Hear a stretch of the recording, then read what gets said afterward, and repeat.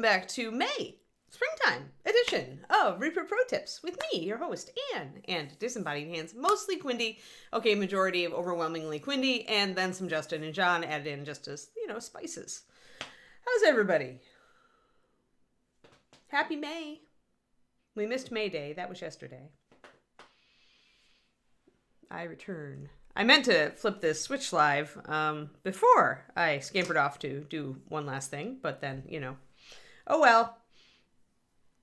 So thank you for waiting. We're doing Centaurs today. We're going to work on the black, I think, today. We're going to work on his mane and his facial hair, and his tail and his hooves, and I want to put white socks on him, but I'm not quite there yet. So yeah, I want to do black today. And I'm going to actually use...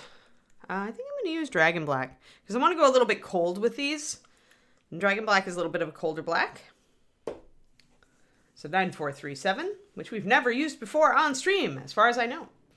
So yeah, things and stuff. Oh my, excitement. Let's get in focus. Focus! Focus is a challenge on Mondays for me. So we are all here.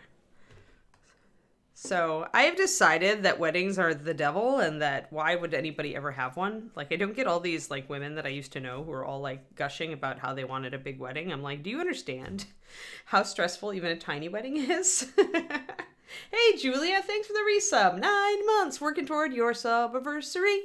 There, little song for you. Just an encouragement song. Thank you for the resub.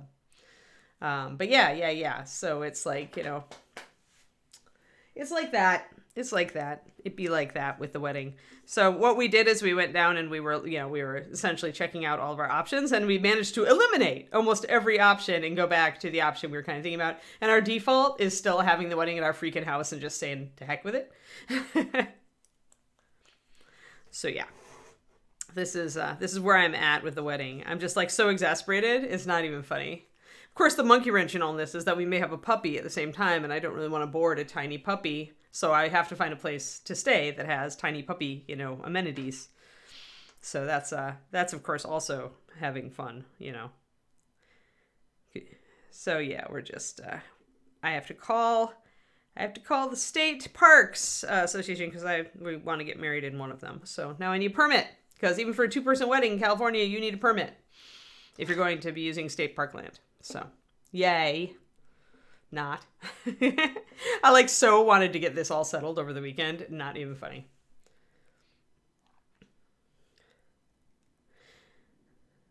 Yeah, that's not going to fly, Crowley, because, it's my second marriage, but it's David's first, and he's an only child, and his parents would be super disappointed. So we confirmed that via call yesterday as we were coming up, very frustrated from Monterey.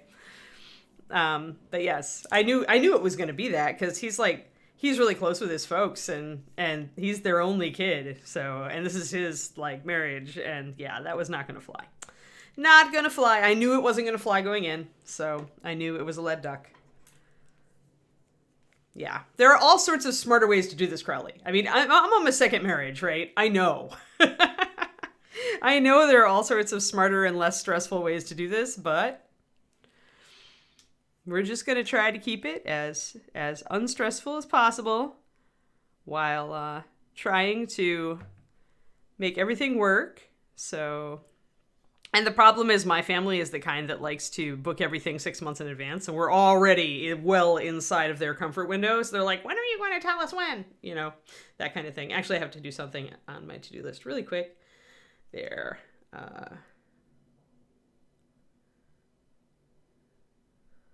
There we go.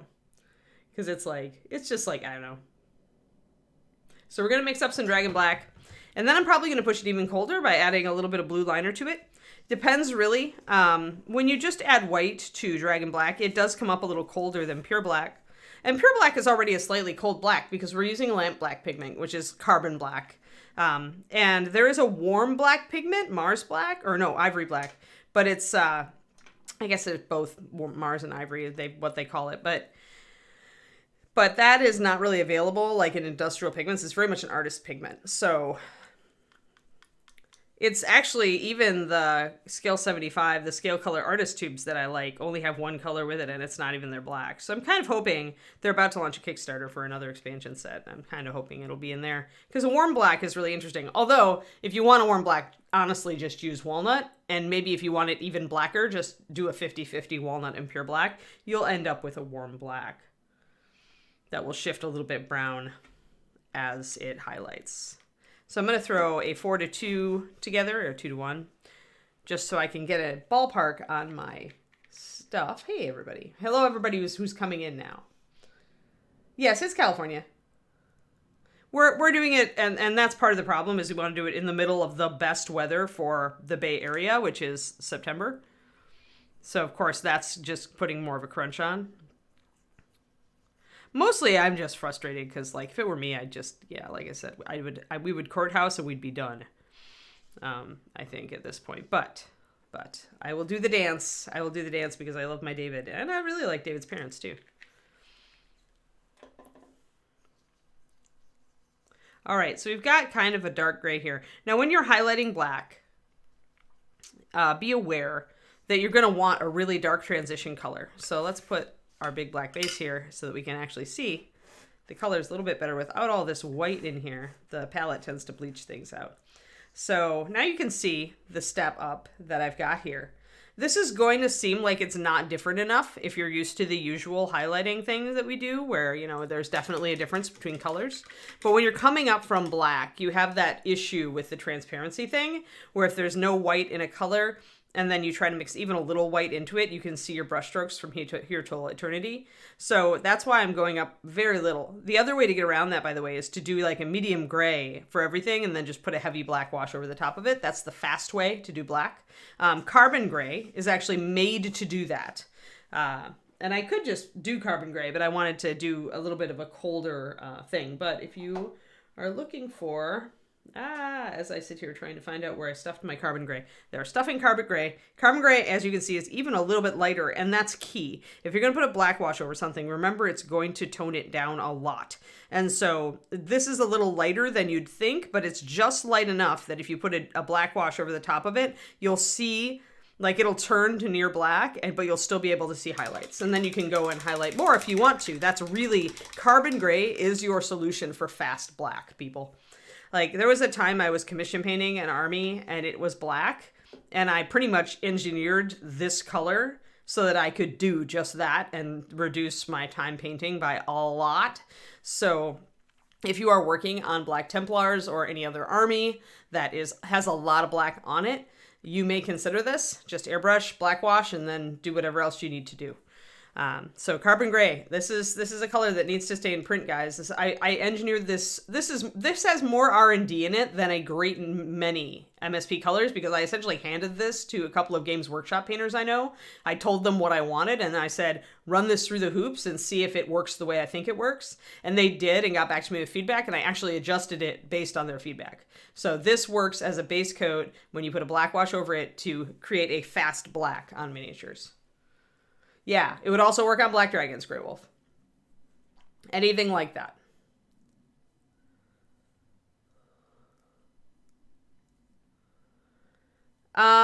No, you won't, Turgeon. It'll go that way, but it's, vampiric skin tones are very, very gray and purpley, and the undead skin tones have a lot of yellow in them, because it's more of an olivey green. And so you cannot mix one from the other, I would say. You'd just be better off, like, mixing, like, a little bit of muddy olive, a tiny touch of muddy olive into, like, a normal skin tone, maybe. But even then, it might work. But, yeah, the undead skin tones are actually quite complicated. Like, they're not easy to mix. If you would have gone the other way, you might have had more luck, because the undead skin tones, or the vampiric skin tones, I would say just adding, like, taking pale flesh and adding a touch of bruised purple would probably get you there for the shadow. So you kind of, like, you inadvertently chose the easier of the two to, like, try to mix something close to, but don't worry about it too much. You suck at washes, Colonel? Look at my videos. Yay! Okay, so this is a chance for me to tell you about my YouTube channel. It's free. Yay, YouTube.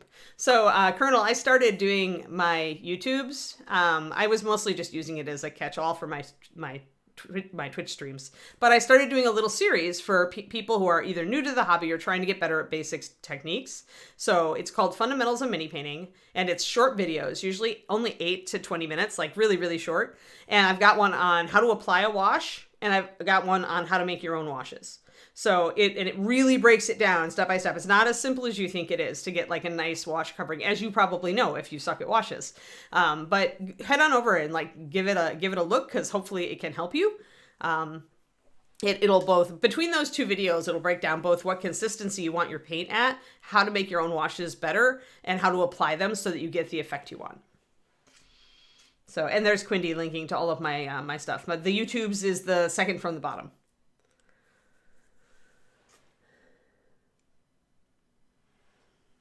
Yeah, everybody else appears to be able to hear me. Or just check that your YouTube isn't, or your Twitch isn't muted, Twisted Oma. I guess she can't hear me, so. But anyway, yeah, Colonel, no problem. Yeah, hey, whenever I can push you to, like, free content that's, like, you know, like, right there and can help you exactly with what you need, like, I'm gonna do it. I'm gonna do it. I also have a Patreon, but like the fundamental videos are really just kind of like the really simple technique-based things that I've wanted to have out there for a while. So, alrighty. So then we've got our first highlight. Now it is a little bit bluish. You can maybe see the blue cast to it. But I might want it a little bit more blue. So if I wanted a little bit more blue, I would just add some blue liner. I might have to add a tiny bit more white at that point, and I am using pure white. When you're trying to make a kind of a color shift in a certain direction, pure white is your friend, because you're trying to really start with something that is a very particular color itself then. If you had like blue flame, like an off blue, like a blue white, you could use that to highlight up with as well. But in general, if I'm trying to get a specific color profile or I've mixed a complicated color, I always go up with pure white, because I don't want to throw any pigments in there that I don't know about.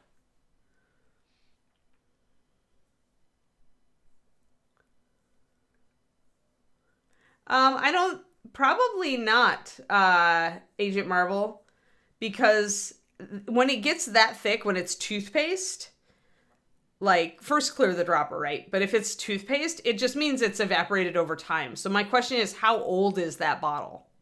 I don't think it fell out of solution. Like, paint will evaporate over time. It will absolutely evaporate. So the fluid will evaporate out of the bottle. It normally takes years. So, like, the question is,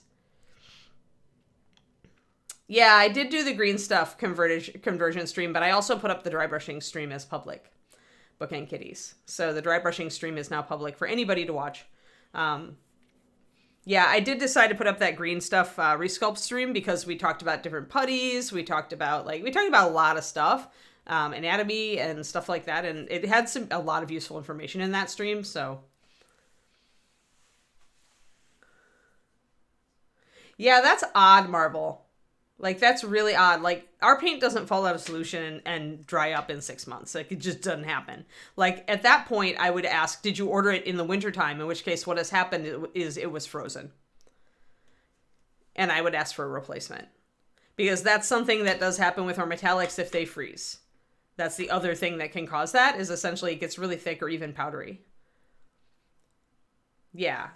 Yeah, ordering paint in the winter is kind of a dice, it's a dice roll. Often, like, the vast majority of our orders come through just fine in the winter, but every once in a while, a box will get left on a truck or it'll get left on your doorstep just long enough for the paint to, like, go kind of crazy. So, and the metallics are very vulnerable that way. So yeah, I would just maybe submit to Reaper you got a bad bottle. If you ordered it within 6 months and you've tried it and you're just like, whoa, this is wonky, I would just contact questions at Reaper Mini or support at Reaper Mini. What's the email for support at Reaper Mini, Quindy? When you need a replacement? 18 years. Yeah, that's about what I was guessing in our, is like 15 to 18 years is when our paint is probably done. And if you have added water to it even along, it'll have a lifespan, but that lifespan is super long.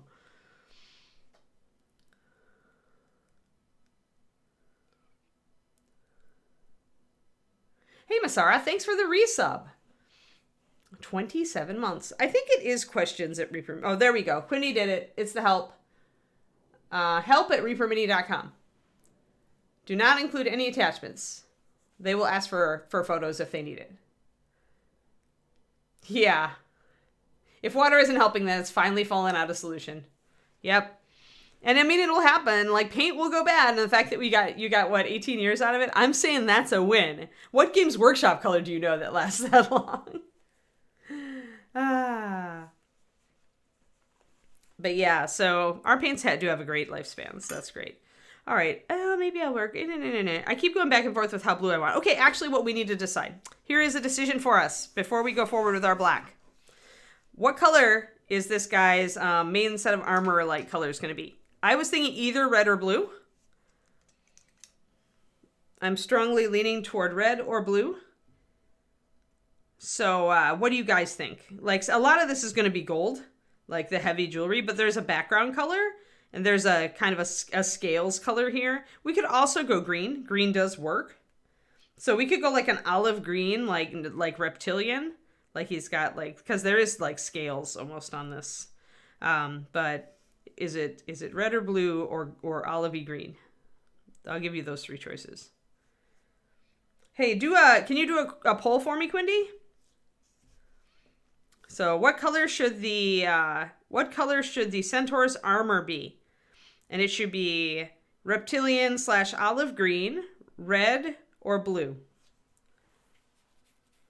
Thanks. Yeah, I'm like, you have to choose one. I don't want to this or that. I want everybody to choose one. See what the overwhelming majority is. Because the reason I'm asking this is, if it's blue, we don't want to put blue liner into this black because we want contrast. And contrast means we want to keep our black more neutral if we're going with blue on armor. Does that make sense to y'all? So you can vote in a second. I want you all to vote. Instead, I find it impossible to keep up with chat as far as like how many people have voted for which color. There we go. Which color for the Centaur? Which color for the Centaur? Go and poll. Go and poll everybody. I want to see it. I want to see it. Poll it. Poll it. Poll it. Ooh, it's switching back and forth. I love it when we've got very few people voting because then it's like swapping back and forth so fast. Oh my gosh. Oh, blue is racing to catch up. Right now olive green is in the or reptilian green is like, I'm thinking alligator colored, right? It's like olive green is in the lead, but blue is a close second and it's catching up. It's racing to catch up. Hey, Steph and Matt, go and vote real quick. What color for the Centaur's armor? Poll at top of chat.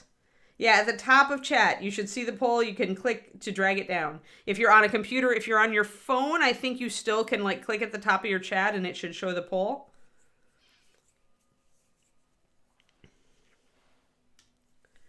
All right, we still have a lot of time to vote, so get in there right now. We've got reptilian green, like alligator green is like in the lead. Blue is racing to catch up, but it needs some help.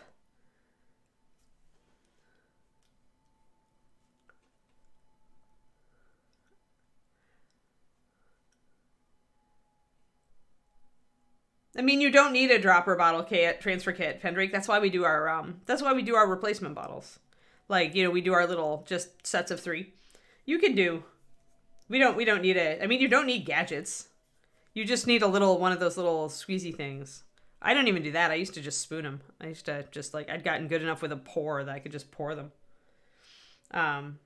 But yeah, that's why, I mean, because, okay, so the thing is, Pendrake, you never want to like put out a product that's meant to undermine somebody else's product or based on the popularity of somebody else's product. You really want to capitalize on your own product.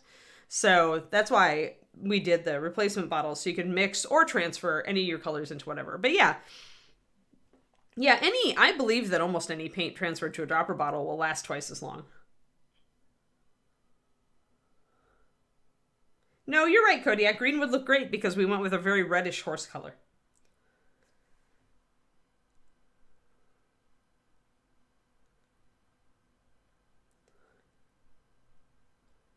There we go. Quindy's got the video. Yeah, the Appaloosa blanket was done in the video that Quindy just linked in the chat. Sorry, I missed that. I missed that question on you, Sir Nighthorn.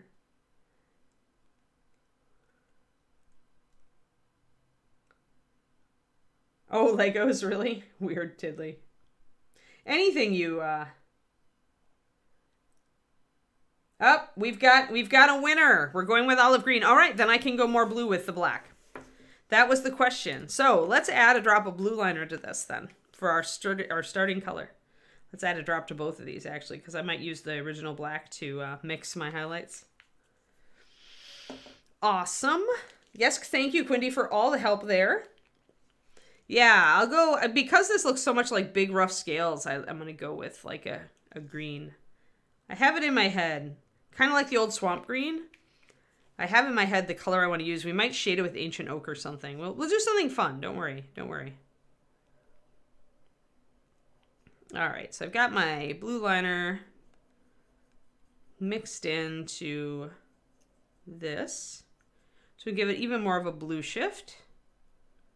And I think that's a good place to start. So I'm going to actually, hey, Jormander.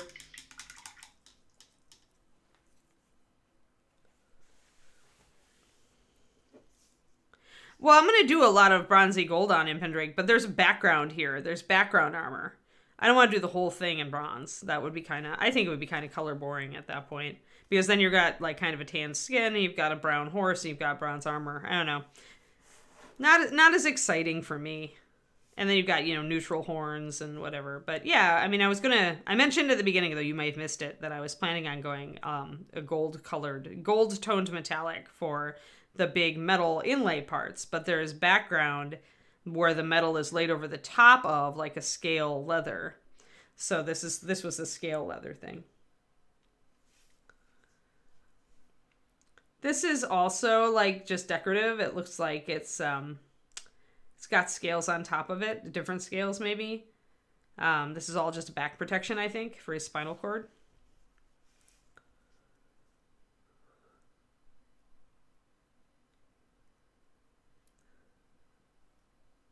Cool, awesome, Jormander. Not nearly as blue, Grey Wolf. So Nightmare Black actually starts with a blue base, and then you hit it with a crap ton of black to bring it down. So it actually, though, because you're I call it front loading. When you're front loading with one color, but then you throw a ton of a different color at it to shift it, you still have that very powerful underlying color that you started with, because that's just your primary pigment. It's very odd, but it's like something I learned in my days of mixing. That front loading the color would give me a very strong hue shift when it was thinned or when another color was added. So Nightmare Black is more blue than anything else because it starts with a blue base, whereas Blue Liner starts with a black liner base and then you add blue and more black. So it's going to be very, very different. Yeah, it's a blue, but that's very blue. And I feel like that is too artificial of a blue for like a naturalistic horse pattern like we're doing here. So I'd much rather use blue liner or blue liner mixed with a cold black, which is what I'm doing. I just feel like it would be a little more natural. So, all right. Do we want to abuse our synthetic brush today? We're still on it. I actually let AJ use it over the weekend because he brought all of his painting stuff to Paint Club yesterday and then completely forgot his brushes. So it actually was used with some oil paint over the weekend. Ooh. So I'd say that it got about I would give it another hour. So we're up to like 4 and we're at to about 4.5 hours on it of use. And so far our synthetic brush is holding up pretty well. So if you get really close to it, you can see that the end is kind of, let's get really close. The end is like hooking a little bit, like it's got a kind of fuzzy lump at the end a little bit, and that's just how synthetics wear. So it's still, as you can see, it makes a really fine point, but it does have a tiny, tiny hook on the end now, and it's a little bit fuzzy. But it's still, this is still a very fine tip. So overall, I would say that even though this is a Hobby Lobby brush, the Master's Touch synthetics, I have to say, this brush is holding up far better than I thought it would. So essentially, yeah, this isn't really, like, I would not use, okay, things I would not use a synthetic for, something like this. When you're doing the horse pattern stuff, where you need really fine hair texture to pull off like something like this has got to be Klinsky sable in my opinion. I couldn't get this fine and this micro detailed with this synthetic. The paint just doesn't come off of it as well.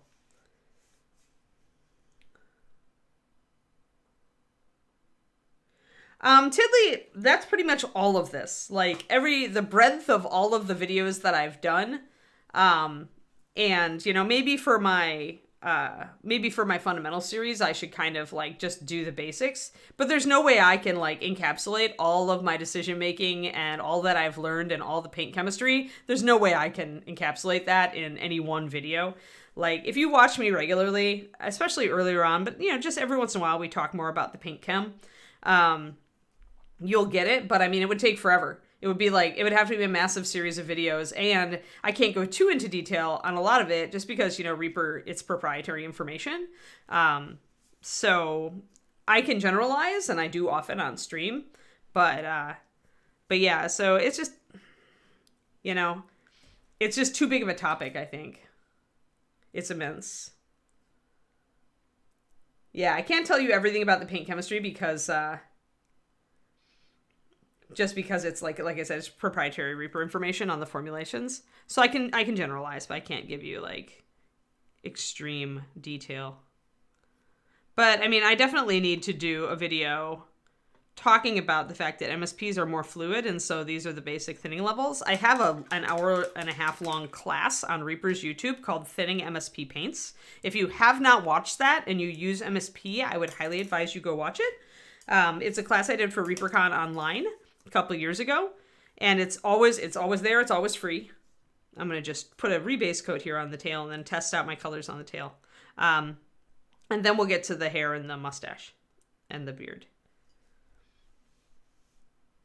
Yeah, so thinning MSP paints, there you go. Sure, Tiddly. I mean, you can always ask about a specific color, too, on stream if you want to. It doesn't have to be a color that we're using. If you're using some color, random color like violet red or, you know, whatever, then you can ask me about it if there are any tips for using it or whatever. Or if you're having a trouble getting a color to do what you would like it to do, you can always ask. We don't stay on topic on this stream, God knows. We're here to answer all questions about Reaper paint and hobbying. So you don't have to ever feel like you're derailing this stream, and that goes for everybody in the chat. I know a lot of you, I regularly see new faces on this stream. Don't feel like any question is too noob or too weird.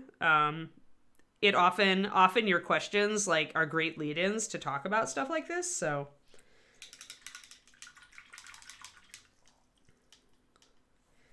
But yeah, if you have not watched the thinning MSP paints, it gives you some nice ratio judgments as far as like layering and glazing and, you know, how much to thin the paint, and it shows you examples. And I talk about MSP like in general. So yes, I decided that was probably the most educational class I could do for Reaper to keep up on the YouTube. So it's not a class I teach anywhere else. It's just up on YouTube for infinitum.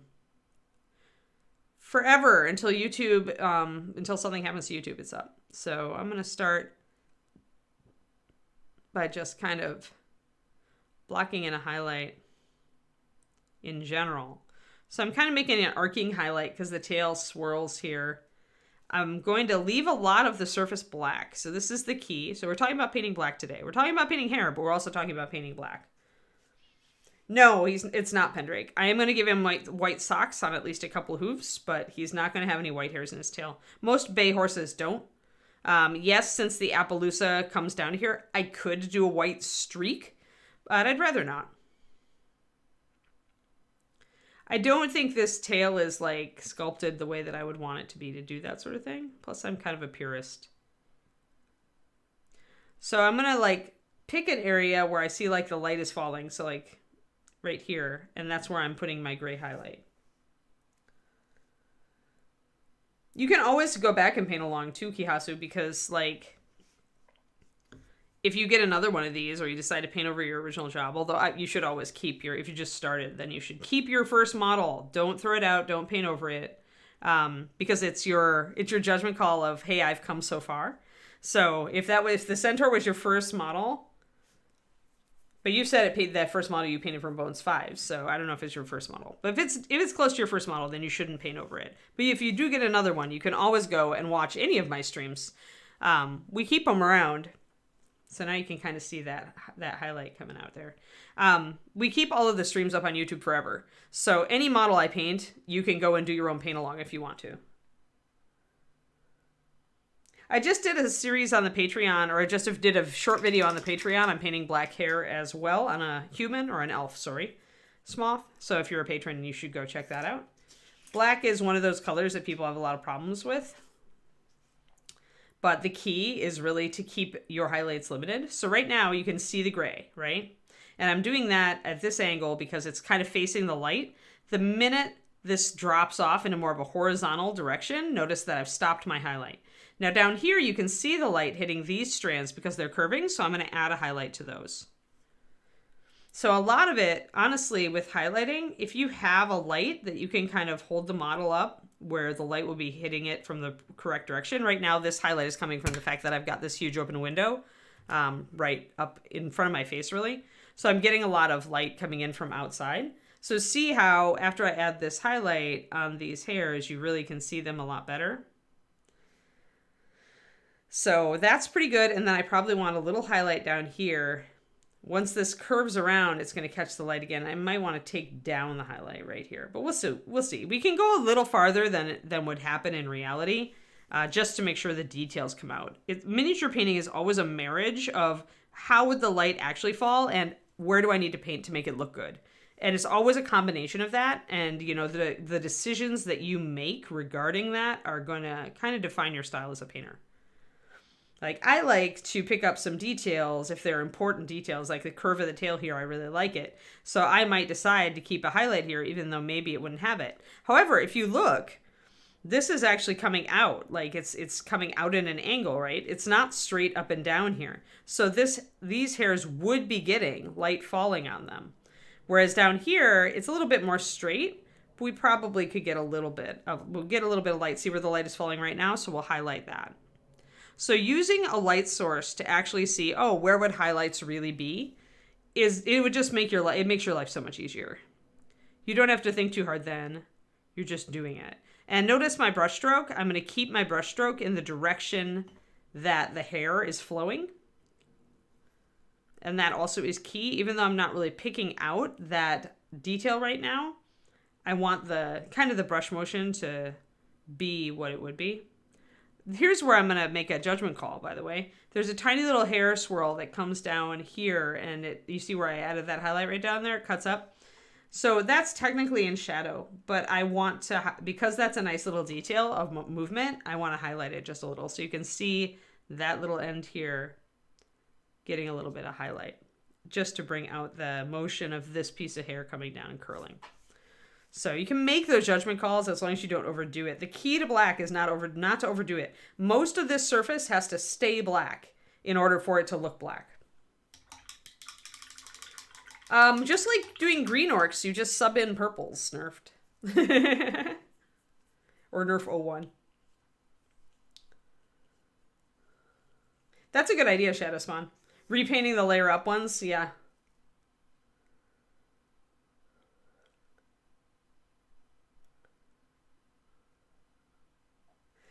Using a light is what I always do. It's what, I mean, then I can see exactly. We're painting in 3D, so we don't have to do all the imagine that when you're doing it on canvas, you have to. And even then, like, if you ever watch James Gurney's stuff, the guy who did Dinotopia, James has a lot of videos out on YouTube, and he's great because he'll show you maquette making.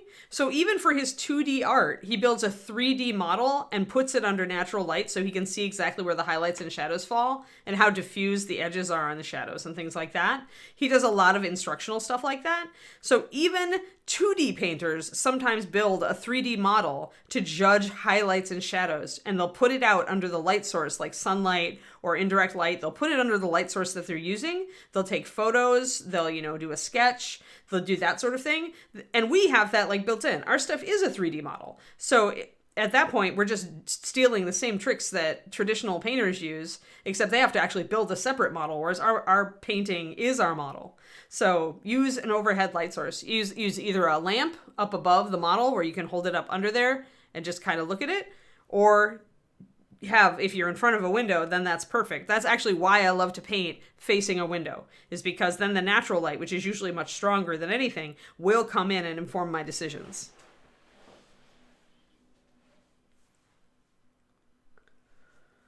Obviously, if it's midnight on the night of a new moon, there is no external light source except starlight, Shadow Spawn. There are all sorts of books in 2D art that talk about painting night scenes, but you have to have a light. If you've only got starlight, you really are going to have a very, very boring model, because you're pretty much going to be painting the entire thing monochrome with blue liner, because you've only got the very, very faintest light.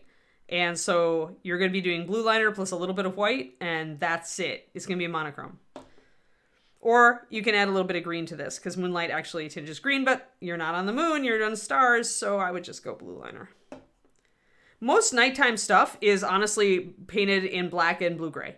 Like, most nighttime stuff is done that way, because it shifts away from all real color. Like, there's not many wavelengths left.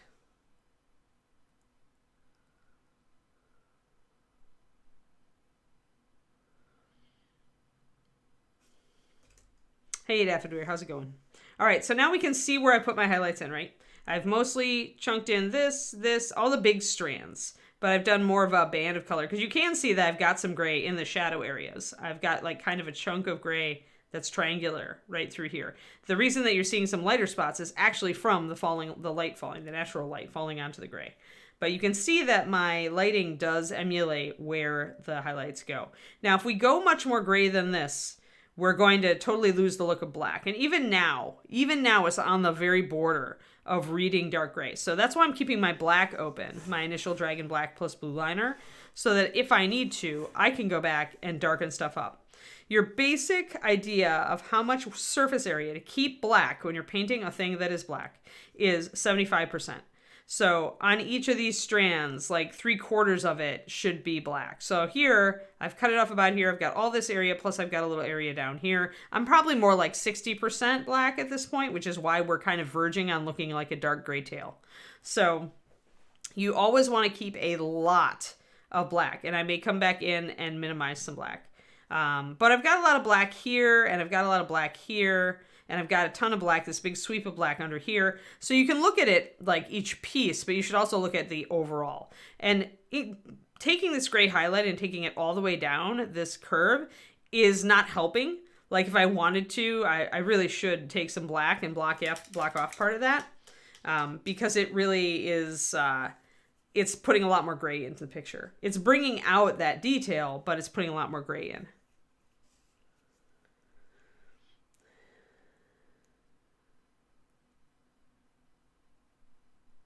People have done it.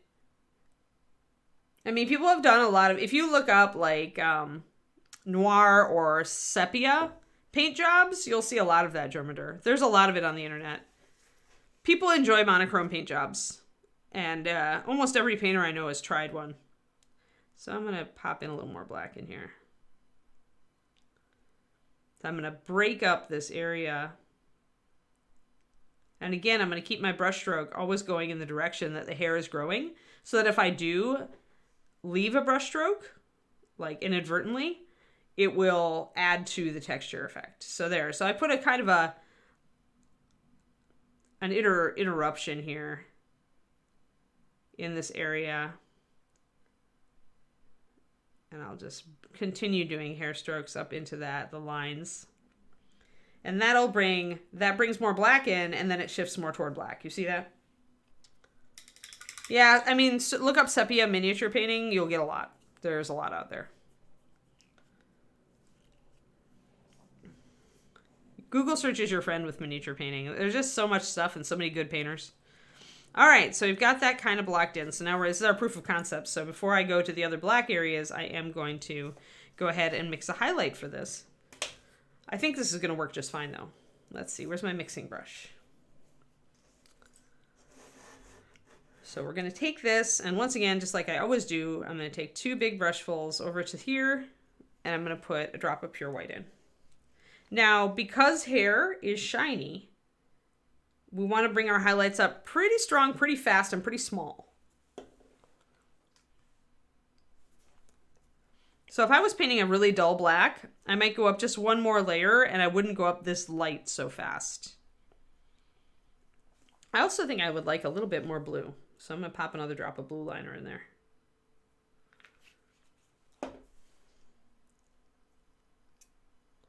Yeah, it's more like what I'm looking for. Now, if you're doing like a true black, often your highlights will come up blue because of sky reflection. Unless it's an overcast day, then everything should be going kind of gray. But blue tends to, especially shiny black, tends to look best with blue highlights, blue-ish highlights. So this is our progression now. So you can see how this is much darker than this. So I'll be thinning this down. And the reason is that I've added so much pure white. So if I leave it more opaque, I'll be able to do kind of brush strokes and show the hairs.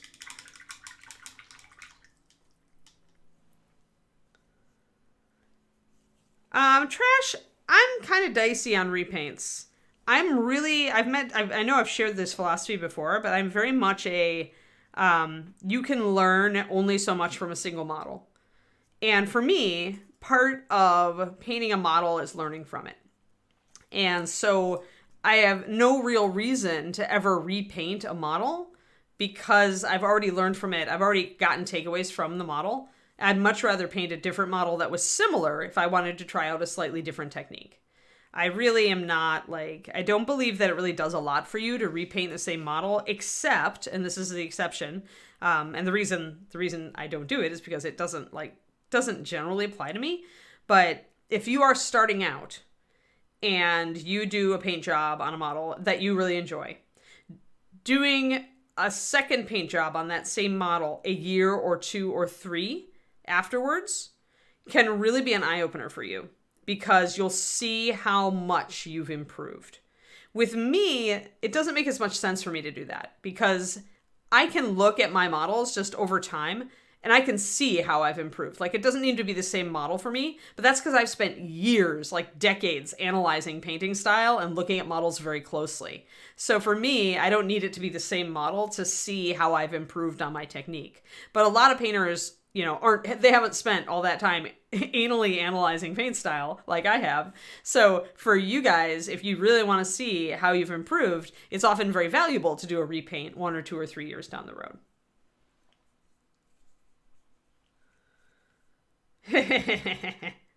Yeah, Kihasu. I think, well, the only way that I can paint an army these days is if it's a very different army. Like, I do have an Eldar army, but it's a Craft World army, so all the units are different.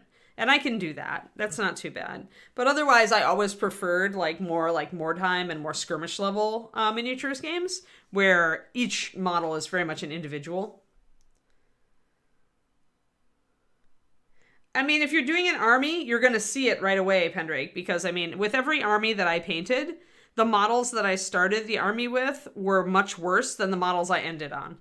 So, and that's the problem. That's what I always bring up to people. If you're going to be painting an army, don't paint your general first.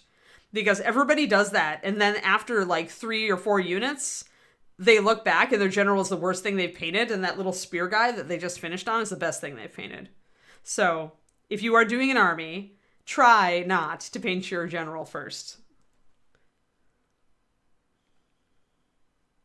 Yeah, it is mindset, Stefan Mac. What always motivates me is if I am playing the game, like when I was playing 40K, that was very motivating to me to work on my models from game to game. Because then every time I could bring a new, like a unit that was a little more painted, that was a good motivator for me. So that makes it fun for me. Yeah, Mordheim got a lot of kind of additional stuff after the fact in the Town Crier publications. And there's a ton of fan content for Mordheim as well. So, all right, look at how strong that line is. But yeah, I really love Mordheim. It's my favorite GW game. Is it okay to do a base with some coloring, then do detail later? Yeah, I mean, if you were just doing an army and you just did like gravel, like kind of a sand and gravel or texture paste, and you just painted the rims black and you painted the texture paste brown, or it's already, if it's GW muddy, like soil, then or sterling mud, then it already is brown, right? If you just leave that, as long as you've done that level on all your army models, they'll look fine. And then later on, when you have the oomph, when you've finished more painting, you can go back and add like some tufts of grass or some highlighting, different colors, you know, whatever.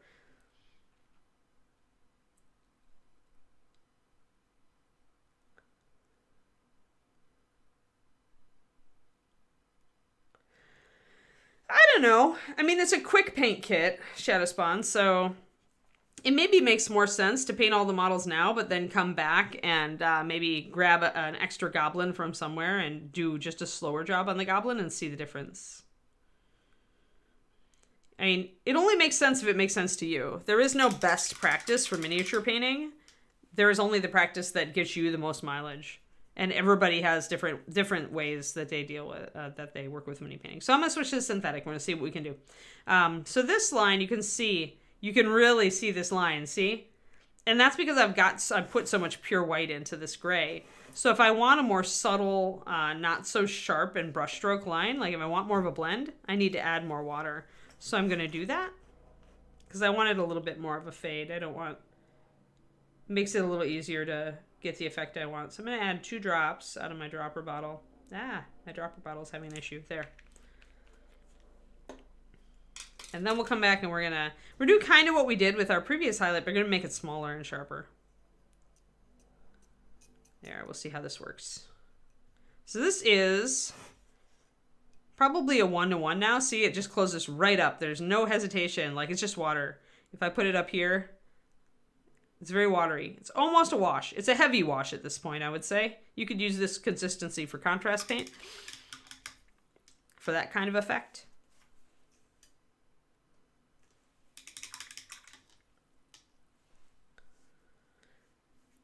Paint stripper's really dicey if it's Bones PVC or styrene or any plastic return it. You have to watch that. I actually don't recommend stripping models these days because there's so many materials that can get you in trouble and melt your models. Yeah, I mean, Simple Green is pretty good, but I just don't know how well it actually strips.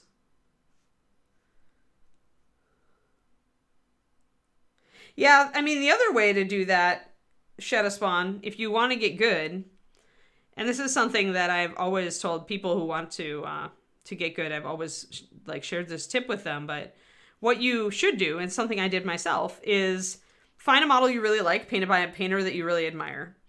Get the model, and then just using the high-res images from that painter of the model, just try to copy that. And don't ask them how they did it. Just try to do it yourself. You will learn a lot about color and about placement of highlights and about shadows and about everything trying to copy one of your favorite painters. And don't worry about if you don't get the blends as perfect as they do. Don't worry about that, but try to get the effect. And you can always work on blending. You can always improve blending, but just do your best on copying one of their pieces. I did a lot of that when I was learning.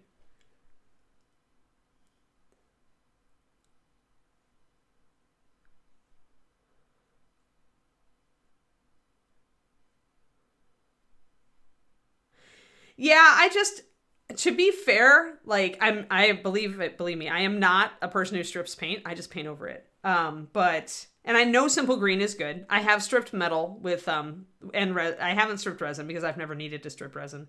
But if you've used it on plaster, then it's good for pretty much everything.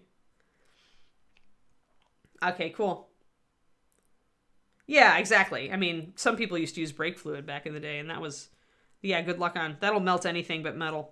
But I mean, I'm also somebody who doesn't strip models. Because I paint with such thin paint return up, I never fill up detail. And so if I want to redo a model, I just prime over it and paint it again. Done.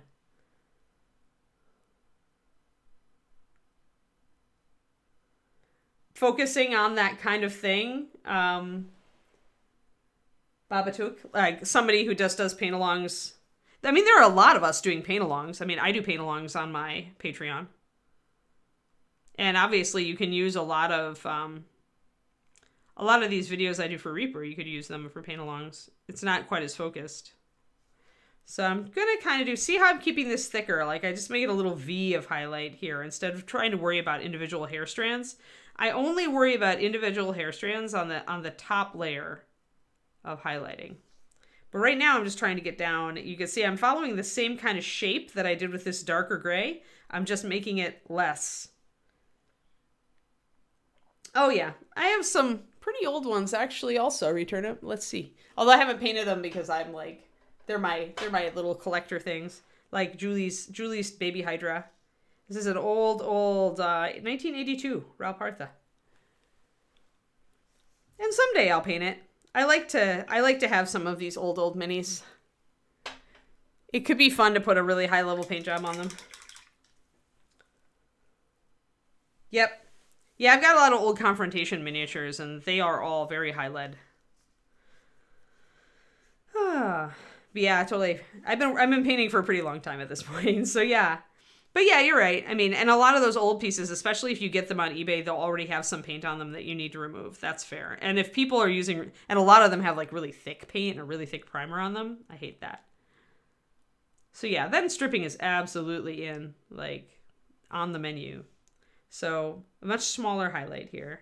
And I might also just bring up the little tips of the hairs here. And that isn't necessarily something that would happen, but it helps accentuate the detail. So again, it's kind of a call between stylistic and realistic. Yeah, exactly. Yeah, I just don't have, there's so many new models that get me so excited to paint that I just don't do a lot of like getting old stuff anymore. But I know a lot of people who are very into the collectability of like the old Parthas and Grenadiers, all those old lines that are really cool and vintage, D&D. So I can totally feel why you would want to strip a lot of that. For me, it's just what's weird about it is it kills my enthusiasm to paint the model. Because again, it's a repaint, right? Just like Trash Rama asked earlier, is like whether I was a one and done or a repaint girl, and I'm like, I can only learn so much from each paint job. So like, I don't know. I think I've got fresh model syndrome. So here we go. You can see then the gradation of layers, right? Here's my dark gray, and there's my lighter gray. And so we're bringing that in here, and here's my dark gray, and then smaller is, and this is layering. This is what you do when you layer. And depending on how smooth your blends are is how seamless that layering looks. But on the hair here, I don't have to really be a seamless blender. Yeah. Yeah, yes, exactly. I 100% agree on that, Return It. Like, I think it's very important to keep your older paint jobs. Like, I still have my first Golden Demon winning model from 20 years ago. And I look at how far I've come even from that, right? And it's even though as you get like higher level, you find that your steps of improvement are like incremental. Like you're improving, but you're improving in little tiny steps instead of making big leaps like you do earlier in your painting development. But it's still cool to like look at my old stuff and see how much I've my new stuff.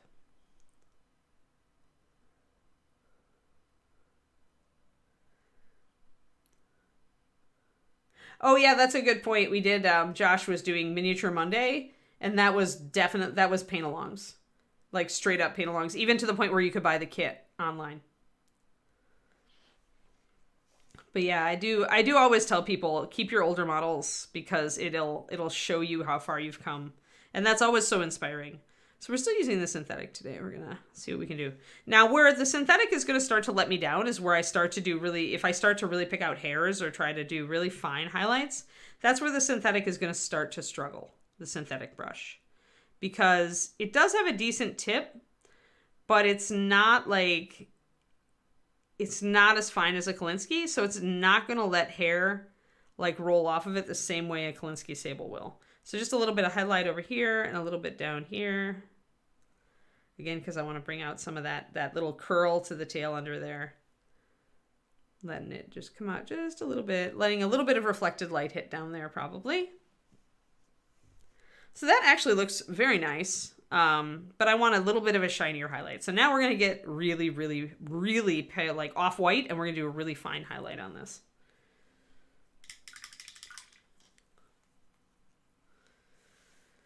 So let's see here. So I'm going to do the same thing I did before, but this time instead of 2 big brushfuls, I'm just going to take 1 big brushful of my previous mix and pop it into my new well. I'm going to put 2 drops of pure white in there, which should be enough to thoroughly bleach it out.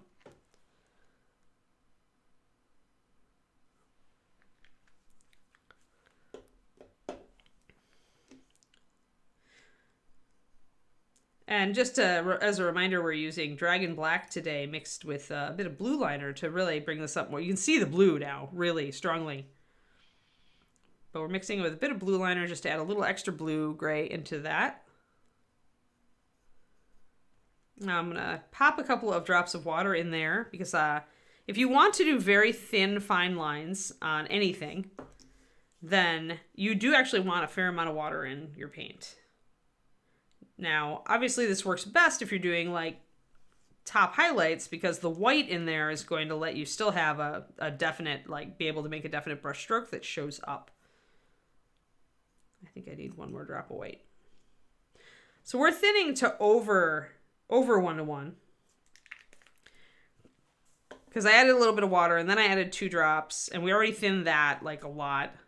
So this is a little bit thinner than 1:1. And we'll see how this works.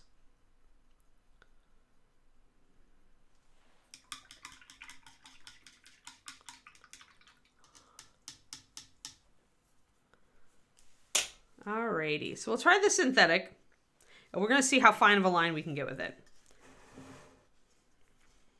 And then we'll switch to my DaVinci Maestro, and I'll see what I can do with that.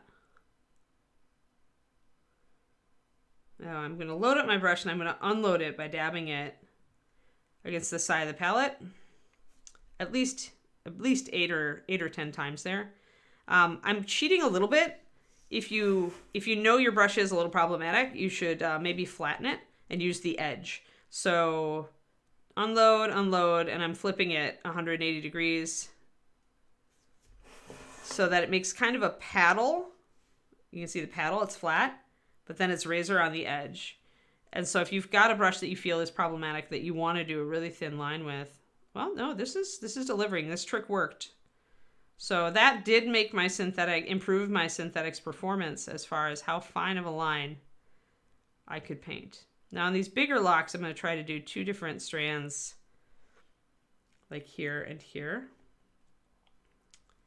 And I'm going to try to concentrate on the area where I can see the light falling strongly. So yeah, using the edge of the brush on the synthetic is actually enabling me to get very good results. And you can see how it's fading, right? It's not a very strong brush stroke. It kind of, at one end or the other, it's fading in a bit. And the less paint I get on my brush, the more I'm getting that effect. I can come back in and add a little bit more. But that gives you that shiny look. See how now it looks shiny and I'm able to suggest more strands of hair than there actually are. As far as the sculpt goes. So down here on these strands, I'm just going to be real simple. I want to aim for the middle. I'm trying to stay on camera while still stay close in. This is tough. And here I'm going to aim for the middle as well. So that lets this tail look super shiny. It looks super glossy now. Now, if you wanted it more dull and matted, I would just dispense with this top highlight and I would just do the previous highlights. I'm going to touch this up because I got a little bit erratic down here. There. Yeah, and if you really want to get a blend, you can even try wet blending into that white, that off-white that we mixed. Like that. And then you get that really smooth, shiny look. But I like actually leaving some brush strokes on this sort of thing because it lets you suggest that there are more hairs, that it's not just a blob of plastic here, that you've got actual individual hairs. So it'll read correctly. So now I'm going to back out. See how that carries from a distance, and it carries just fine. So I want to be able to see it next to everything else. So as long as it's visible, then I'm doing pretty well. So we'll keep using our synthetic and kind of abusing it by flattening it and then painting with the edge.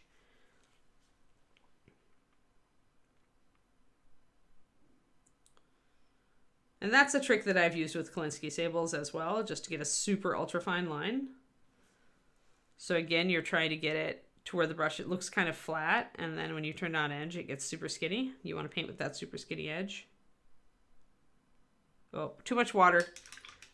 So see how that how blobby that is? Too much paint on my brush. Either I had some extra water fall into the brush from the ferrule, which happens, or I didn't unload my brush enough. So when you see blobs where you're not able to get that fine brush stroke, that's what you've got. You've got too much paint on your brush or too much water.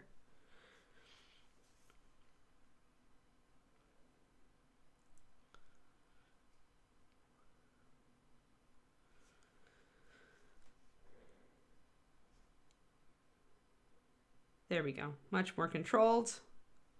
I've got a little bit, you can see a little bit of a puddle there. A little bit isn't too bad. My brush strokes will get finer as I gradually unload the brush.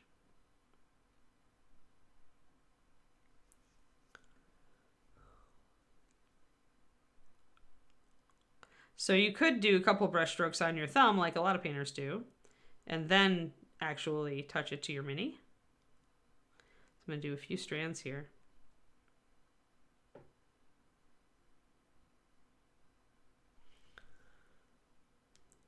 Just for where the light is coming in. And if you want, you could even scatter it a little bit by doing a highlight and then doing a little small highlight a little further down.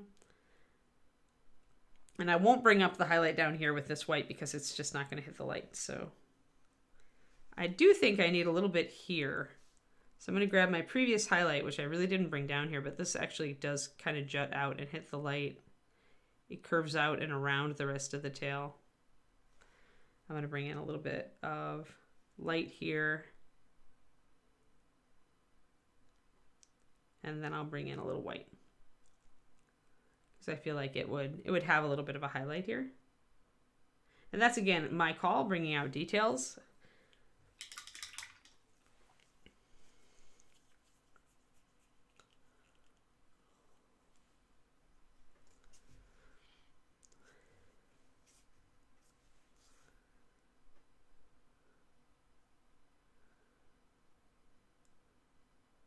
So now I'm loading and unloading my brush again.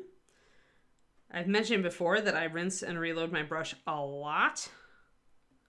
A lot. And when I'm working with paint that's this thin, I could like dab off my brush on my palette like 12 or 15 times before I bring it over here to try to get a really controlled line. Like I'm getting still a little bit, deformed my tip. Now I'm getting a little bit of trouble. Like when I try to, I have to have my brush shaped perfectly for this. If I was using a Kolinsky, I would be able to have a little bit more wiggle room here because the Kolinsky would naturally want to come to that super fine point. Whereas here I have to really work my brush into that point. I'm interrupting this. It's got a little light. Grabbing some darker paint. Kind of block in. I don't want it to be too strong. I just want there to be a highlight there. And even then, that's a little bit much. So I'm going to grab some black. Remember, we want to highlight and bring out details, but we also want this area to be black. So we can't cover too much of the surface with gray. And that is the main mistake that most people make in working with black. Is they will feel like they need to highlight more than they do. And they will cover too much of the surface in gray. And then the surface will no longer look black. Where really with black, you want minimal highlights. Minimal, small highlights. And some of this is like, again, some of the black here is getting bleached out by the light source, but that's more like what it's looking like. Yeah, when chat completely dies for 10 minutes, right, Quindy? So, all right, let's come up. I like this, so I'm going to come down and work on a leg here. And hopefully the spear doesn't totally get in our way. So since I did switch, originally this black was, I think, pure black or walnut. This is walnut, I guess. So I'm going to bring in some of my dragon black instead. Since walnut's not really a black, I'm going to recoat it. Walnut was a good shade for this reddish highlight here, or the reddish fur here. So now, hooves that end in like a black foot tend to be a gray color. So we'll get to that. I'll probably highlight with this same color. And hooves that end in like a white sock tend to be flesh colored. Not always, but often. So do look at your horse color patterns if you want to do a realistic pattern. Kodiak. Yes, every once in a while, everybody stops and concentrates. Or maybe everybody gets busy at work at the same time. I'm never sure. So I'm excited. It's a new month. I'm figuring out what topics I'm going to cover on my YouTube and my Patreon for the month. So last month you guys asked if I would do something about like how to paint bone and claws and horns. So I think the claws and horns video will happen. Or I might do a PDF. Actually, maybe I'll do a PDF for the $2 level. So that's a little bit too strong. I went up too fast and too strong, and now I need to block it in again. All right, let's try this again. Pure black, shadow spawn. Pure black is the black. A good stand-in also is Besmara black from Pathfinder. Solid black from the HD line is a complex black that's made by mixing blues and browns as well as black. So it's more of a painter's black. That's traditionally how oil painters would mix blacks. Would be blue and brown mixed together.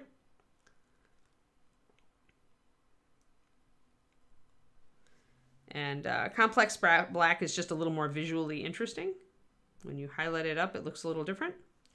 And then the dragon black that we're using right now is our cold black. So it has a little bit of more of a blue shift to it, which is why I'm using it this way. And you can really see that blue shift now, can't you? When you have it right up against the brown, you can see how it's shifting.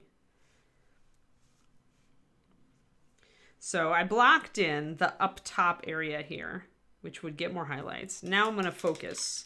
I'm probably going to focus on the hair that goes over the hoof, because usually that's where the bone kind of juts out. Like you've got the pastern. Here you've got like a pastern, and we've got some excess hair here on the horse. So there is a bit of fluff here as well, kind of like a Frisian, if you're familiar with horse breeds. But and Clydesdales have the big feathers too. But the feathers are poofy. They catch the light. So that's where I'm going to focus my highlights.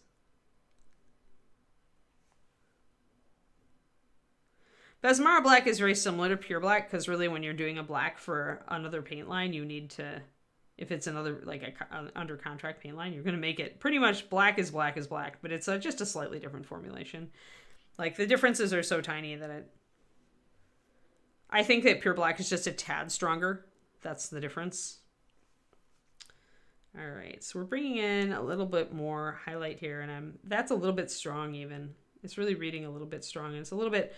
Also, because I'm running into problems with the hook on the brush now, it's a little bit, I think, not fine enough for me. So I may switch at this point. When I'm doing fine detail, I'm pretty fussy, and the synthetic brush gets in my way. I'm going to just toss it to the side and use a real brush. Because this is a, although we are experimenting for how long we can use the synthetic and get good use out of it, we're also not like wanting to paint badly because of it, So the answer really is I can do a lot until I get down to the point where I want to suggest really fine texture. And then I'm like, well, synthetic, you're going to go over here and sit for a second. Sidelined. Because I can get much finer tip, look at this, off of the Kolinsky with no hook. So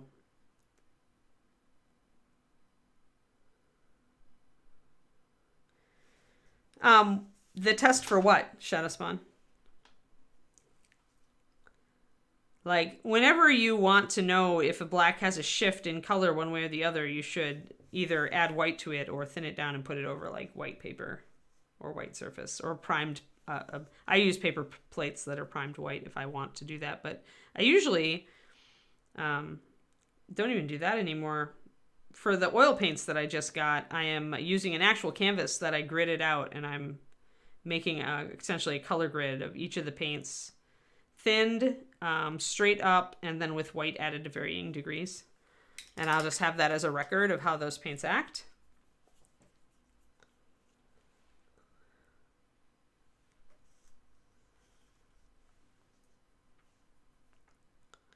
All right, I'm going to do a little tiny bit of white here. This may be just a little bit too much. We'll see. Yeah, see, that's very bright. I don't know about that. I mean, it doesn't look as bright when I'm looking at it like in person, like if I pull out, but a lot of this is actually light from the window, so like I have to tilt it. That's not too bad, but it's a little bit much. Coal black is a very cold, very, very cold, almost an indigo, or sorry, a teal black.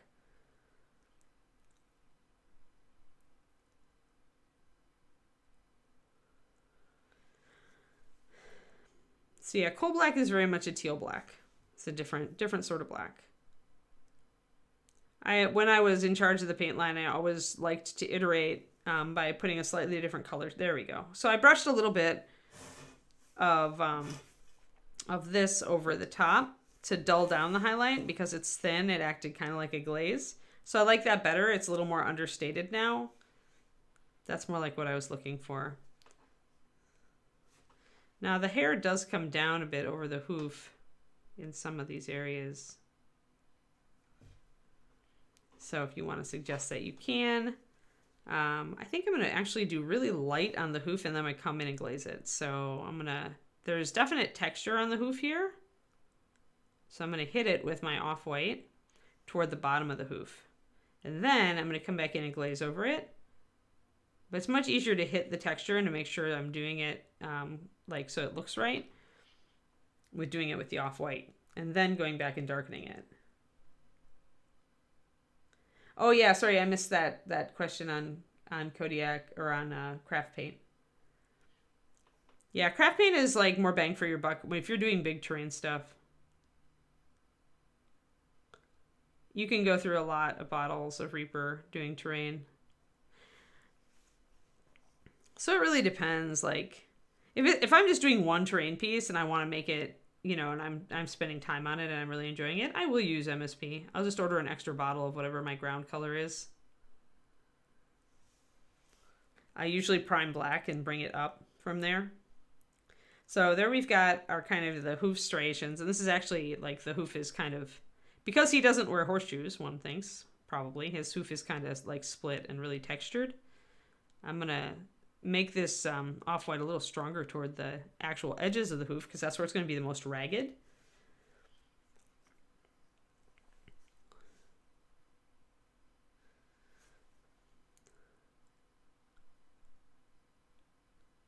But yeah, if I painted a lot of terrain, then I might have some craft paint around, but I don't, so I just use black primer and some of the Reaper colors I like the best are like Stormy Gray for like if I'm doing gray stonework as a base dry brush over black, and then I like Shield Brown a lot if I'm going with browns.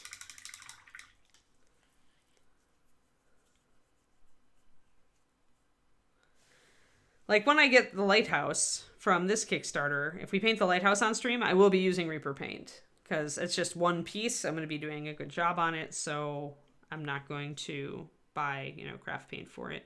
The problem with craft paint is it's the only thing I would use for it. And so if I'm just painting one piece, it would just like sit around and dry up after I used it. And that just seems like a waste of money to me. Whereas if I go through most of a bottle of Shield Brown, chances are I'm still going to go through the rest of that bottle of Shield Brown and it's going to stay good. So yeah. It's all just, yeah, again, it comes down to personal goals, how much terrain you paint. If you paint a lot of terrain, definitely invest in some craft paint. Makes sense to then. However, that said, if you are airbrushing terrain, then I would say Reaper is worth it. A lot of airbrush or a lot of craft paints won't hold up to the thinning that is necessary for airbrushing. Because usually they're using a bit of a cheaper resin.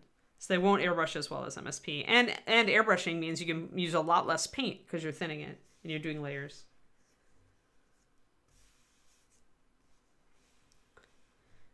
I mean, and when it's just one piece, you'll be, I think, okay with the Reaper paint. It just depends. And like I said, if you have any left over, then you're going to use it for your regular hobby. Whereas if it's craft paint, it might just sit around. So I like how this looks. Now I want to glaze down to get that hoof a lot darker. I'm not going to use my black for that. I'm going to use my first highlight here, the really, really, really dark gray. I'm going to build a glaze by putting a little bit into the well above it. It's already thinned. I'm going to add a whole another drop of water out of my dropper bottle, which my dropper bottle is very annoying right now. Dropper bottle, do you need clearing? It's just being fussy with me. I'm just like, what are you doing? Come on. You've got water in you. The problem with droppers is, with your water droppers, you don't really want to push the pin all the way through the nozzle or you'll get lots of drops of water. So this is more of a wash consistency than it is a glaze. Even though we're more than 1-to-1 with it. Drop another water into it. There.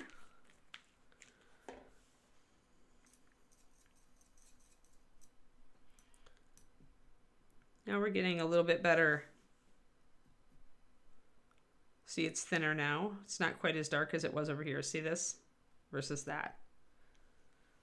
So you can see that it's getting thinner. This is probably good. It's going to always remember a wash and a glaze. They're going to dry lighter than they look wet.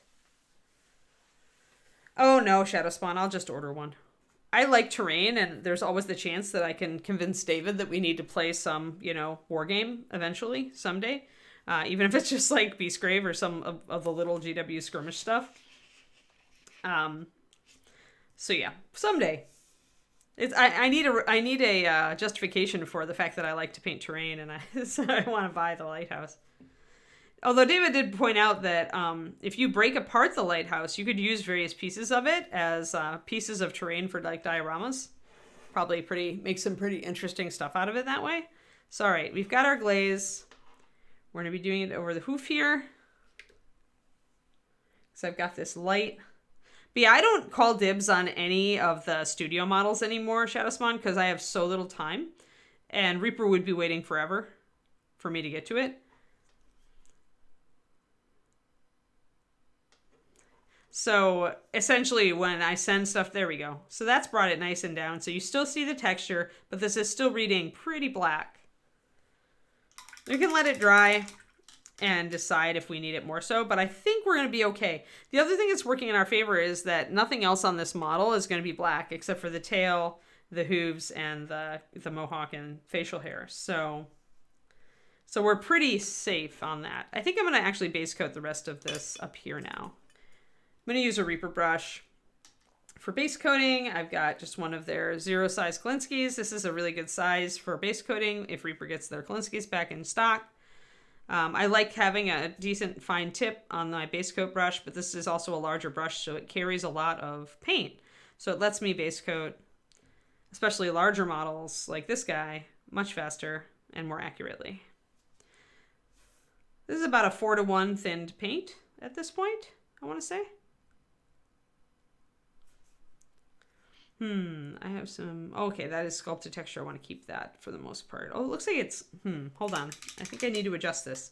I've got little plastic ridges that are part of this texture, but I feel like they're projecting a little bit too much. So I think I'm going to grab my knife and just take a little extra off of those.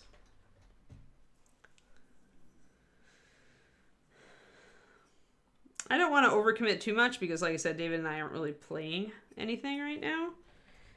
And playing things really motivates me to paint my terrain.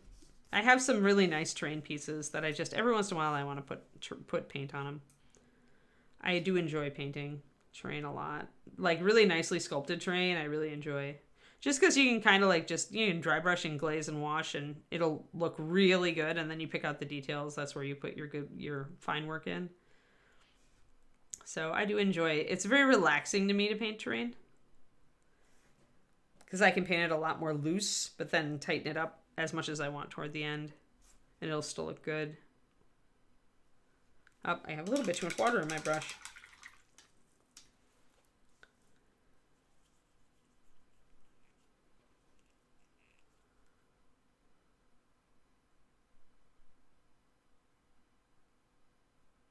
Oh, yeah. Yeah, no, the ball will fall down into the nozzle eventually. Like it can fall down and block the aperture.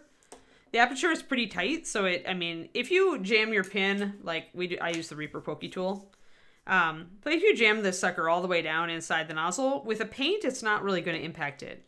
But with water, then I find that too many drops have a chance to come out. So if you do jam your like applicator all the way down in a bottle that has a lot of a fluid like a wash or water, be careful, because if you do punch too big of a hole, it's going to be hard to control how many drops you get if you're interested in you know, being precise like that. If you don't care, then you're fine and you can do whatever you like.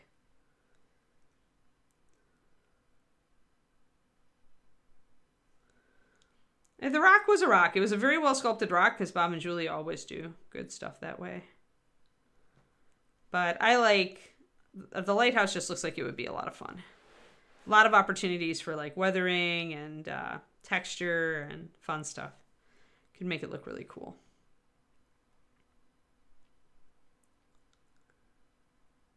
So he's got like kind of a little strand of, he's got his like, his mane is mostly standing up, but then he's got some little strands of hair coming out of his helmet as well. Strands that have come loose from the mohawk maybe. Or he just only has the top part of his hair sticking up. Or we've got like a helmet. I can't decide if it's like a hole in the helmet that lets his mane come out, or if it's a separate piece. You could paint it either way.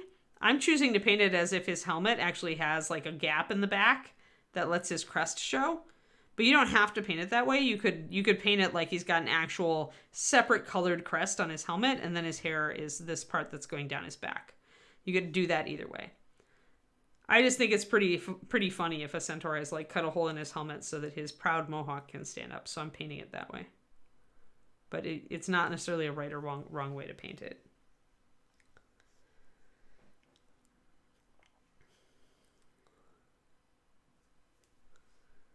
But yeah, you can use anything to clear out, like when your dropper bottle clogs. I mean, safety pin works, and hat pin works, and the Reaper Poke Tool is just fun and cool. So it also, of course, works. But I've used a lot of different things to clear out droppers over the years.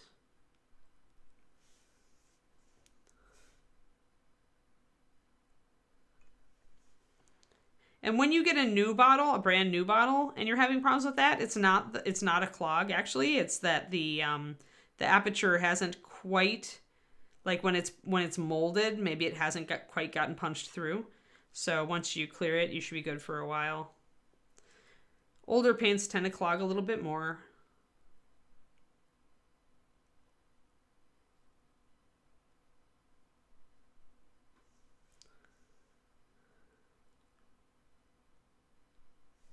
There you go. A little bit more. Yes, Poke Tool for the win.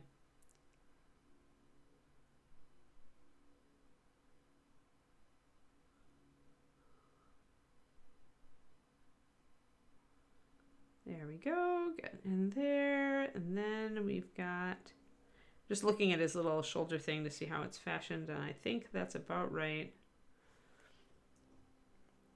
Nice. All right, now the black beard and mustache. He's got a little curl to his mustache. That'll be fun. I have just too much water on this. Too much water on my brush. Plus I need to mix this up a little bit more.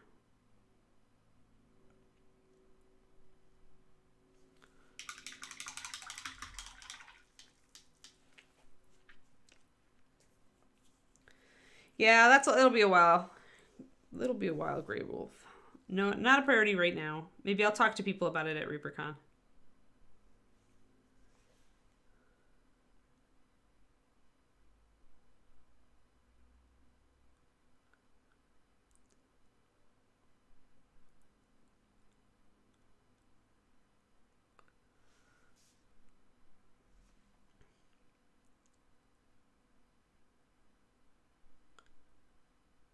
I'm getting the beard right up under the mouth there.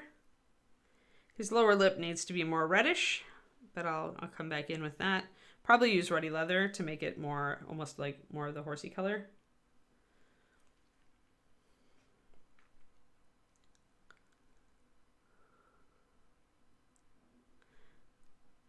I don't know. I think the essence of Poke Tools is to have cool things on them, so I don't know if the toolbox would work.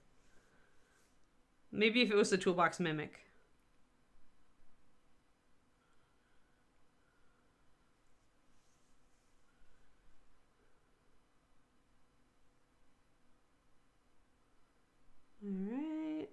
There's that, and let's see how far that doesn't come down at all on that side. So this is actually all fur, all hair. Yep, that's what I thought. I wasn't sure. I had to check.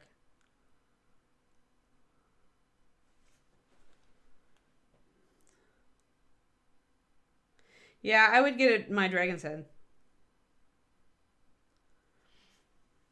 Yeah, it just wouldn't be very exciting though. Like Shadow Spawn, I think a toolbox, like, unless you made it into the toolbox only it's a mimic, that would be fun. But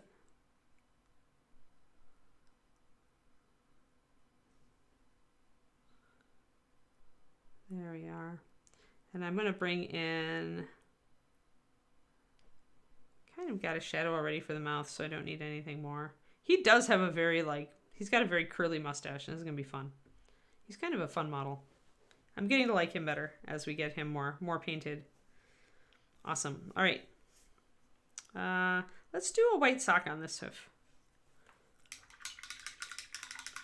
Oh, except that we're at the end of the stream. Well, I guess our white sock is going to have to wait for next time. Oops, and lost track of time again. It happens. So what we did today, we worked with our blacks. I'll need to make a note of the black that we used on this one. We were working with painting black and doing it so everything still looks black and not gray. So very limited highlighting. Talked about highlighting hair so that it looks more natural and not like just clumps of plastic. We did the black hoof here, and we blocked in his mane so we could figure out exactly where his hair is and where it is not. And we chose color for the alligator. We're going to do like an alligator hide here. And like a bronzy gold for metallics. And yeah, and then we're going to do some a white sock maybe here, maybe down here as well, do alternating. I probably wouldn't do a white sock here because the axe is overhanging it, so this hoof is in shadow. So I feel like the white socks are going to be more effective if I put them on hooves that are out in the air. So I think this one and this one is where we'll do the white socks on the hooves. Yeah, but he's coming along really well. I still love my Appaloosa coloring on him. I think it's a great part. I think that once we get some of this scale armor in, it'll look really good with some tight detail back here next to this. But yeah. So any questions? Like, we'll just, for the last couple minutes, I don't want to get into something new because, you know, I'm going to grab a watercolor card and swatch out my black here and make a note of it for him. This is what I do when I mix a color and I want to be persnickety about it. I make a note. These are little artist trading cards. You can get them pretty cheap on Amazon in big bundles, like 200, 100, at a time. And I will take my colors and I will kind of swatch out what I've done while we're doing this.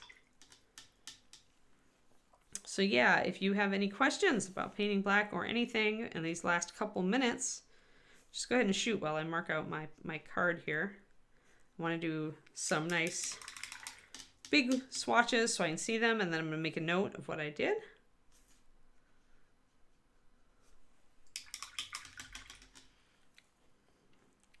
Remember to squeeze out your brush too in between, or dab it off on whatever absorptive device you use.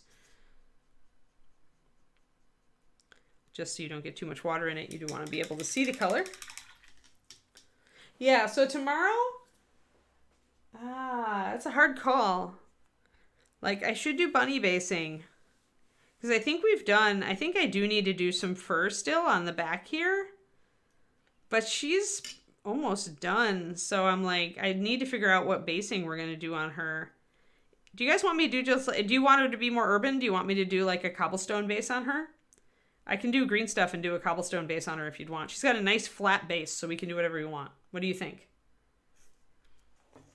You can tell me while I write out what I used on this. So bunny basing. What should bunny basing be? We can sculpt any texture you like on her base. Or we can do it natural. Dragon black. Blue liner.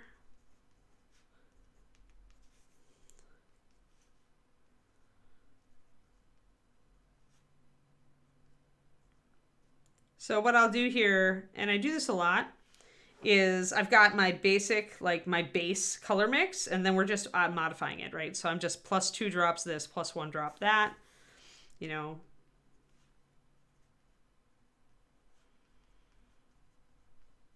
And then 1 brush previous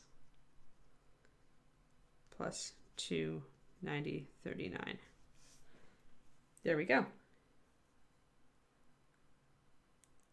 So I've got cobblestone, we've got forest floor. There's not a lot of room to do forest floor here. Shadow spawn. The problem with this is we'd have to do much larger base to do that. Like, there's not a lot of room to suggest, really. And because she's flat on it, I can't put her up on things. Like, if I could put her up on a couple of rocks, then I would have more room to suggest maybe a little tree limb or something. But it's not that easy because it's a flat, her feet are very flat on a very flat base, and I'm not going to cut her off of it. Yeah, they do, except that it's the previous. So it's plus 2, and then here it's take a little bit of that, move it over, plus 2, 1 brush previous. It's my shorthand, but it's progressing this way. So I will understand what I mean, because I always do 2 brushfuls and then I add. So 2 brushfuls plus this, 2 brushfuls plus this. Yes. And then only when I vary from my standard, which here I'm just using 1 brushful instead of 2. That's why I've noted it. But otherwise, I know that I'm taking the previous color and modifying it. So you get your own shorthand, essentially. Yes. As you work on, like, as you do this a lot, you just get your own shorthand as far as what things do.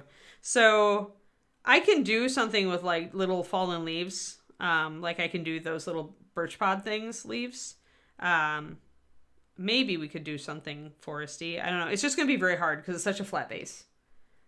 So maybe we'll do it. I'll think about it. If I get a good idea for it, then I will do it. She's not really dressed for the forest, but we can do it. Or we can do cobblestones. I'll ask tomorrow. That's why I do the little cards, because I just put them right under the model on my shelf, Shadow Spawn. Then I don't have to be terribly organized. I just need to remember to swatch at the end of the lesson, and then just put the card right under the model, and then we're good. We could try doing a meadow. That might be interesting. It's just different lengths of grass, right? And a pebbly floor.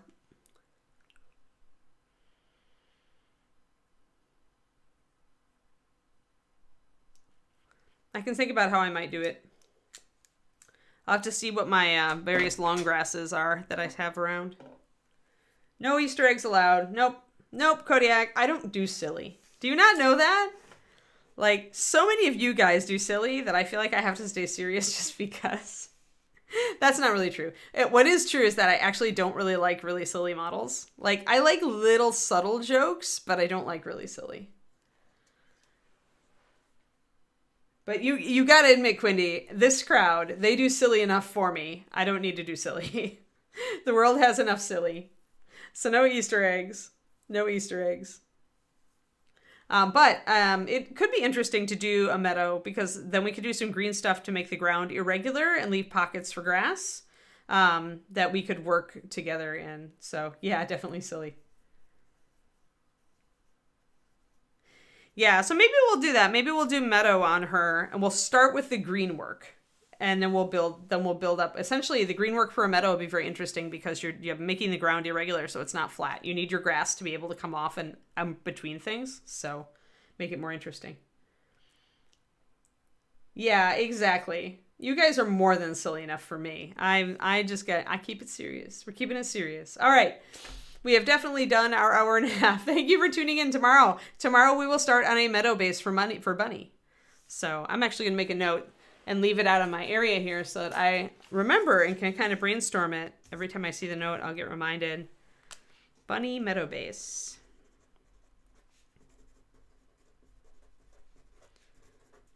We'll do some cool stuff. We'll at least make it more interesting. And that's something that's valuable. So, yes. Oh, no Rhonda today. Bummer. No other streams today. Go forth and paint. Obey your Quindy, everybody. Thank you for tuning in, and come back tomorrow for Ms. Bun. We'll work on Ms. Bun tomorrow. All right. Have a great one, guys. See you.